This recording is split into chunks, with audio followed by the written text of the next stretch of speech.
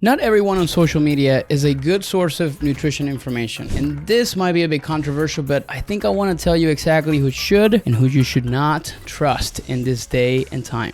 Based on nutrition science and not based on who has the most amount of followers or viral videos. Because there's a lot of health influencers out there spreading lies and misinformation to their huge audiences, getting millions of views. Just because someone has a large audience doesn't mean that what they're saying is accurate. So it can be hard to know which social media creators are actually worth following when you're looking for simple, science-backed advice and a balanced perspective on nutrition and health. The goal of this video isn't to attack anyone personally, but simply to call out some misinformation floating around on the internet and to identify a few creators who have demonstrated repeatedly not to be committed to basing their content on scientific evidence. So if you want to hear my totally honest, unfiltered perspective on 10 nutrition influencers who you should not listen to, and also 10 who are making extremely helpful content, make sure you keep watching.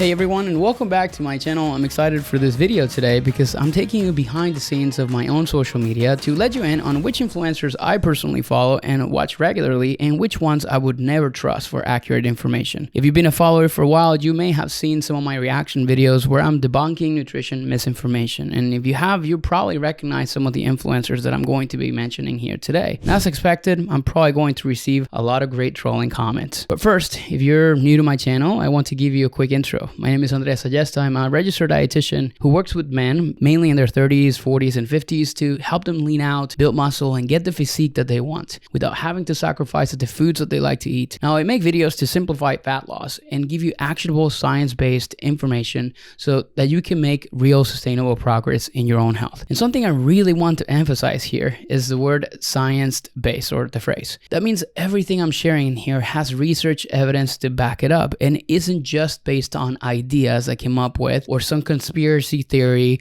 or something that worked for one person, or just because maybe something sounded like it made sense and I'm just going to now share it because that's my belief system. That's one of the reasons I often react to the content of other creators on this channel, because there's so much nutrition BS out there on social media. And I want to help you cut through a lot of the nonsense and noise in the diet industry and reach your goals with an evidence-based approach. So if you're interested in that, also make sure you hit subscribe as you're at it, because I release a new video every single week. Now let's get into today's video. Before I get into my yes and no list of influencers to listen to, I want to quickly cover some red flags when it comes down to nutrition information that you're seeing online and what to look for when consuming said information. Many nutrition influencers aren't concerned about the accuracy of what they're sharing. Their goal is controversy and polarization, which I understand, because that's what gets them views and engagement. If someone has a specific belief about nutrition, especially when it's something extreme, there are a few common ways that they justify their perspective, and I'm going to walk you through them. The first is that they're usually a victim of confirmation bias. This is the tendency to search for information in a way that confirms your pre-existing beliefs, making it difficult to consider any alternative perspective or evidence that is presented to them. A second issue that goes along with this is what we call cherry-picking information or research, which means selectively choosing studies or data to support a specific argument while ignoring evidence that contradicts it, often leading to a biased or misleading representation of the topic. You will see all the time from creators who cite or show a screenshot of a single study in their video to make it seem like they're making a science-based argument. And I get it. I do the same thing because it's impossible to show like an crazy amount of information. But a lot of times what they're doing, they're still ignoring a lot of contradictory evidence. And when I'm presenting studies like that, I still obviously will always say, hey, like there are some controversial things about this specific topic, so that I kind of leave it open to interpretation from the person actually watching this. And finally, you're going to often come across something called the straw man fallacy when they're debating someone who has a different perspective, where these controversial creators will misrepresent or oversimplify conflicted arguments to make it easier to attack or refute. So how do you know if someone is sharing inaccurate or misleading information? Well, it can be difficult to dive into analyzing research if you haven't gone to school for science or statistics for all it matters. So what I recommend for most people is looking out for some common warning signs that a creator might be sharing nutrition misinformation, or they may be leaving a lot of stuff out. First is if they're using overly sensational or fear-based claims. For example, if they're using extreme language like miracle cure or dangerous toxin without supporting evidence, it's obviously a red flag. Nutrition science rarely makes black or white statements. Second, it's the lack of credible sources. Reliable nutrition advice should be backed by research from peer-reviewed journals and recognized health organizations. You should be cautious if these sources are vague, non-existent, or only from anecdotal evidence, which is something that worked for them or they heard work for a specific person that they know of. I'm sure I'm going to get a lot of heat about the fact that health organizations are not credible anymore. And again, I'm not going to get too political in here, but if we cannot believe if world-recognized entities are there to have our best interests at hand, what's the alternative? But the point is that you can't just refute peer-reviewed research. Third is looking at credentials and expertise. Registered dietitians like myself and people with master's degrees or PhDs in nutrition are often better people to look for nutrition information rather than self-proclaimed nutrition experts. However,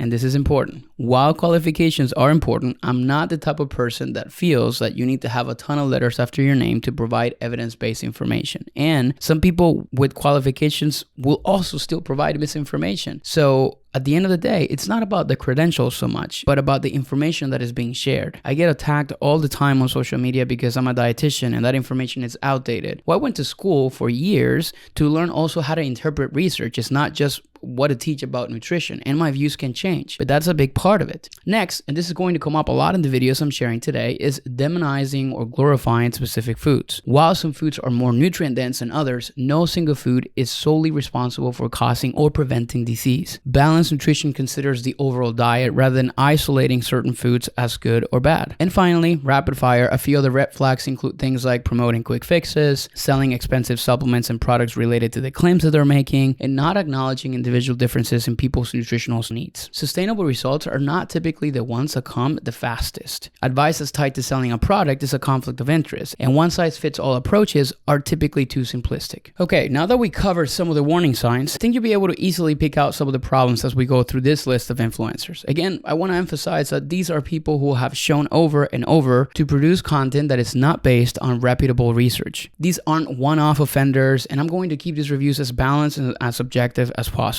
But even with that said, I know this may be a bit controversial, so if you disagree, I invite you to share your thoughts in the comments. But I'm going to ask you, if you can be respectful, that will be great, which means I'm open to debate, and I want you to present your views on why you think the people that I'm about to share actually have something positive to share and why do you think they don't, so that we can open it up the conversation rather than attacking each other, shall we? Now let's get into the list of the people that I don't recommend listening to, or at least please take their content with a grain of salt. First up, Paul Saladino, also known as Carnivore MD. I've reacted to Paul's content before, and I'm gonna link the video in here and also in the description, but he's a major offender for demonizing foods, as you can see from this video on oats. He promotes extreme dietary approaches like the carnivore diet, which lacks scientific support, and then he creates so much unnecessary fear around food, and now even paper receipts that you get from the grocery store. He also often contradicts his own viewpoints and radically changes his views on things, which ultimately creates confusion to the person following him. He wrote an entire book on the carnivore diet, and then he went on a podcast not too long ago saying that he doesn't think that may actually be helpful or healthy for a lot of people. Second, we have Dr. Mindy Pelz, also known as Dr. Mindy. Dr. Mindy, who is not an MD by the way, she's a chiropractor, has some kind of mixed content. Some valid points in the way that she can support and help people, but a lot of other stuff is crazy. And she went on a major podcast called The Diary of the CEO, claiming that a 13 to 16 hour fast can produce a 1,300% increase in testosterone levels, which is factually incorrect and crazy if you ask me. Third, we have Dr. Stephen Gundry. Dr. Gundry has built quite a reputation for promoting pseudoscience. Probably the biggest controversy around his work is what he's had to say about lectins, which is what he's talking about in this video. Lectins are a type of protein that can bind to carbohydrates, and they're found in certain grains like legumes and nightshade vegetables. Dr. Gundry suggests that certain types of lectins have negative impacts on our health. Unfortunately for him, the research does not back this up. It's true that some lectins can be harmful, but the lectin-rich foods people commonly eat are almost always cooked in some way before they're eaten, which eliminates almost all of the lectins in these foods. Pumpkin seeds, for example, are rich in nutrients, offering health benefits like improved heart health due to their healthy fats, magnesium, and antioxidants, plus they're actually relatively low in lectins compared to other foods like beans and legumes. The point I'm trying to make here is like the one thing that he typically just hammers on people doesn't actually have the research to support it, or it's contextually not properly placed in the way that he presents it to people. Fourth, we have Bobby Parrish, known for his Flav City brand. He has built a massive following by promoting healthy eating and grocery tips. However, his viewpoints around food have drawn a ton of criticism, particularly for spreading misinformation and unverified claims. Some dietitians and experts argue that Bobby Parrish's advice borders on fear-mongering, especially when he warns against ingredients or products without credible evidence to support his claims. For instance, he's made controversial statements about garlic being grown in sewer water in China and treated with chlorine, which experts have debunked as lacking scientific basis. Parrish has also been called out for promoting products he's financially invested in without clear disclosure, which raises also ethical concerns about misleading his audience as well. Now, also other critics points out that he often relies on sources like the Environmental Working Group, which many considers biased, casting further doubt on the accuracy of his advice. Now, while his content appeals to those seeking clean eating, his methods and the lack of transparency have led some questioning about the credibility that he has in the nutrition world. He's been subject of some of my videos in the past, and well, who I'm sure are gonna come at me for saying this in this one video. Then we have Vani Hari, also known as the Food Babe. She's popular for pushing companies to be more open about what's in their food. And I get this, and I also support this part. But this creator's account is almost entirely dedicated to getting Kellogg's to remove dyes from their cereal. But the thing is, like, many people criticize her, including me, for causing unnecessary fear about certain ingredients. They say that she sometimes misleads people by calling any chemical in food harmful, even if it's safe according to scientists. She's also been called up for promoting products that she profits from, even if they have ingredients that she's spoken against. Some experts and people in general feel that since she's not really trained in nutrition, she may not be the best person to give advice on food safety. I think she's like form of degree in like computer science. Now, while her work has made people think more about what's in their food, which I understand, it shows why using solid facts is important when really talking about health and nutrition. One commenter, who's a registered dietitian by the way, said it best. So I'm just going to share her comment here. Artificial colors aren't what stand out in the way of feeding our kids healthier. This has gotten so out of hand. We need healthy foods to be less expensive. That could move maybe the needle. Grandstanding about dyes when you don't actually even understand the science behind it, it's seriously counterproductive. I'm not in support of dyes, I just know that's not even close to one of the most important problems that parents face when they're trying to feed their kids healthier. Next up, we have Dr. Eric Berg. There's actually quite a lot of criticism about him floating around. First off, he's also another chiropractor. I don't know what is it about chiropractors getting into nutrition so badly. What's going on outside? He's not a medical doctor, which some people feel isn't always made clear in his content. Now, back in 2008, he got into some trouble with the Virginia Board of Medicine. They fined him and told him to stop using certain techniques that weren't backed by solid scientific evidence. People have also raised concerns about some of the health claims that he makes. For instance, he once said that sugar directly causes cancer, but a lot of experts and people in the field say that there's no really definite proof of that, and I've also kind of talked about this in the past. Now, there's a whole thing about his ties to Scientology, which I'm not going to get too much into it, but apparently a former employee filed a lawsuit claiming that he pressured staff to take part on Scientology courses, which is, if you ask me, pretty controversial. Even other medical professionals have challenged his views on topics like cholesterol and diet, saying his interpretations don't always align with established research. So while his advice might seem helpful to many, it's probably wise to take it with a grain of salt and maybe double check with a qualified healthcare provider before making any changes based on his recommendations, which you should be doing anyways from anyone, even stuff that you hear from me. Next up, we have Hailey Shaish, I think it's the way that you say it, and Dr. Tarek Pasha. This account is run by a husband and wife duo. The husband, Tarek, refers to himself as a functional urologist. Take a look at this video. I've addressed raw milk in previous videos before, so you can watch my full breakdown in the description. But the too long to read comes down to this. Raw milk contains dangerous bacteria such as Salmonella, E. coli, Listeria, which are typically destroyed by pasteurization. Consuming raw milk can lead to serious health implications, especially for vulnerable populations like young children, pregnant women, and individuals with weakened immune systems. Anyone promoting it, it's irresponsible. But for a doctor, this is extremely concerning. And then we have Cameron Glover. She is known as Coach Carnivore Cam.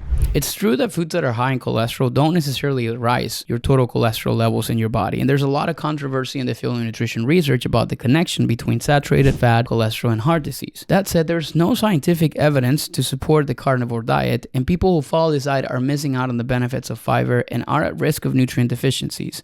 On top of that, high intake of red meat can increase the risk of colorectal cancer, among other things. That said, there's no scientific evidence to support the carnivore diet, and people who follow this diet are missing out on the benefits of fiber and are at risk of nutrition deficiencies. There's an entire cult around carnivore diets nowadays. And honestly, I can see the benefits of consuming more meat, higher protein, and things like that. So remember, I'm diet agnostic, so I'm not really against or in pro of anything specifically as long as it works for you. The problem is when you're doing it, not having all the facts and all the right information when it comes down to that. So a lot of these carnivore creators, I just kind of picked a couple of the ones that actually came up into my head that I see often. You need to be really careful with what they say and how you take and interpret that information and apply it to your own life. Then we have good old Gary Brecka. Again, this is someone I have made videos about in the past, including one of my most popular videos on my channel, breaking down his 30-30-30 diet, which I'm going to link in the description. Gary Brecka, he's a co-founder of 10X Health System, and he's gotten a lot of attention for his health advice, but he's also faced quite a bit of criticism. People, including myself, question his background because he's not a medical doctor, and his degree is in human biology. It may not be enough for some of the claims that he's making, but that aside, I'm not talking about qualification, but for example, he once said that vitamin B12 supplements have dangerous levels of cyanide, which a lot of people already debunked that and said it's not true. The amount is actually too small to be even harmful. He also claimed that people with Hashimoto's disease don't actually have a thyroid issue and suggested taking vitamin B to cure it, which obviously contradicts what doctors understand about the disease. He promotes expensive genetic tests, which some people say that they don't really offer much more than cheaper alternatives. And then he's also made crazy claims about energy drinks, saying the vitamin B12 in them comes from sewage sludge, which obviously a lot of people have already debunked. All in all, his advice has raised a ton of red flags. And honestly, a lot of people in the medical field recommend sticking to health information backed by solid science. All in all, his advice has raised a ton of red flags. He's also said a lot of things that are contradicting. He's also made mistakes that he's at least acknowledged about. He has also come out on podcasts saying things that he later found were not correct, and he actually came out and said like he was wrong, which I'll give him that. I guess one of the things that I'll give him is the fact that he's recently made a disclaimer to all of his captions on Instagram and things like that, saying that he's not a licensed medical professional and advising his audience to seek the advice of a physician or qualified health provider. So he's getting better. I'll give him that. And then we have Candy Frazier, or the Primal Bod. Now, I have made some videos about her. She's kind of going crazy about a lot of the things in artificial sweeteners. Like, she's even said that caffeine is like literally kind of like killing your cortisol levels. And like, she typically comes and wears her like biohacker blue light blocker glasses. And she just, that's the thing that she does. I think she knows that. And I'm not telling you here to just go and follow these people. Just that you're wary about what you hear from them. I'm going to give this to them. They are genius marketers and have found polarizing ways to build an audience and movement. Some commenters on my channel would say that I am jealous. And I don't think the word is jealous. I guess I'm jealous of how they're so great at marketing and I'm not there yet. But not jealous of what they stand for and the way that they inform, because I believe lying to millions is not really part of my moral compass or the way that I would want to share information. Do these influencers and people actually help others? I'm sure they do, but not in the most effective way. When you create so much fear about foods in this age and time, you're gonna learn to change your dietary choices, but at what expense? Take a look at this study, for example. It is a cross-sectional survey that was done in young adults from 32 years old and found the connections that exist between social media use and eating concerns, which can often lead to eating disorders, which can be life-threatening. So we need to really take a hard look at the information that we're consuming and if these influencers are creating a net positive change or if ultimately are hurting us and making us worry so much about the food that we're consuming. That's all we really think about all the time. I mean, ask yourself, if you go to the grocery store and you're so confused about what to buy because you think everything is out there is killing you, are you actually happy nowadays? Or you're just like literally watching over your back with every single step that you take, particularly when a lot of this said information has zero backing or evidence to support it. Anyways, that was a lot of videos and a lot of completely inaccurate information. So to balance that out, I'm going to give you something helpful to take away, because I want to finish today's video by going through 10 creators who have proven over the years to be committed to sharing the latest information in nutrition science and calling out the nonsense when they see it. First off, we have Ben Carpenter.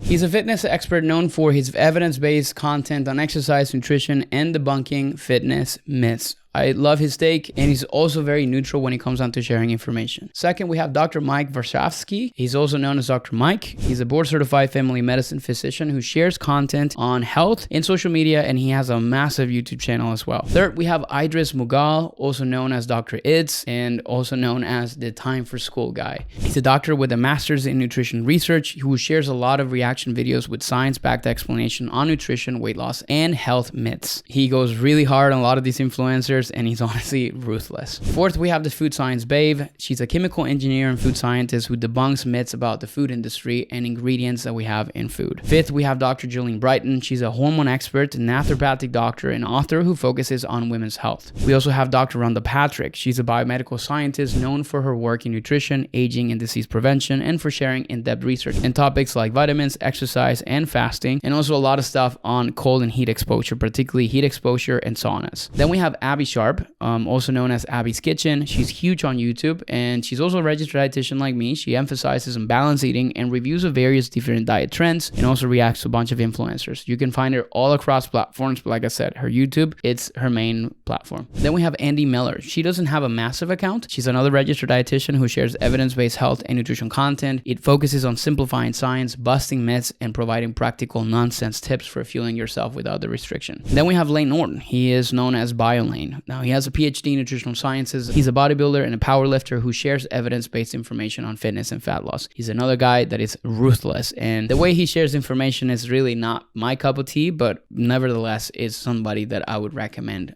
checking out. Then we have Liam Fisher Layton. His account is known as the Plant Slant on TikTok. I believe he's a dietitian to be, which is he hasn't really gotten his credential yet, or perhaps he's a diet technician. I'm not sure, but his specialty is TikTok reaction videos to different kinds of nutrition content, not just always influencers, where he brings a lot of humor and a balanced mindset to his reviews and other creators' nutrition advice, and also in recipes. You will know you're watching him whenever he finishes his videos with the very signature K-Bai. These 10 accounts are incredible resources for anyone who is in a health, fitness, and weight loss journey right now. But I also know it's not easy trying to navigate social media and piece together a lot of the information that you need, even if it's coming from a good creator, and really find a nutrition plan that works for you, because it could definitely feel like you're grabbing different pieces to a puzzle that you don't really know how to put together from different places, especially when your goals are going to be efficient muscle building and fat loss. Now, if you feel like you're stuck in a cycle of weight loss and gain, and you can get out of that, and you're looking for a proven, done-for-you plan rather than trying to piece things together on your own, I put together a training that goes through the 3-step system that I use with my clients to help dads in their 30s, 40s, and 50s win what I like to call the weight war and finally get the body that they want. Clients like, for example, Michael, who in a couple months only lost over 16 pounds, and he's completely transformed the way he sees food, and he can see this actually being maintained overall for the rest of his life. Or clients like Alex, who is also a dad like myself. He has a 1-year-old who struggled with his weight for most of his life and losing and gaining those same 20 pounds over and over and over again, and this is the first time he's actually dropped 8 pounds that he feels are never gonna come back on again. You want to check out that free masterclass that these guys watch, and you could too, completely free, and he walks you through how to get results like these for yourself. I'm gonna be dropping the link in the description box so you can go and check it out. Now, that brings us to the end of today's video. Thank you so much for watching, and I'd love to hear your thoughts in the comments. Be respectful, please. Is there a creator on social media who you love to follow,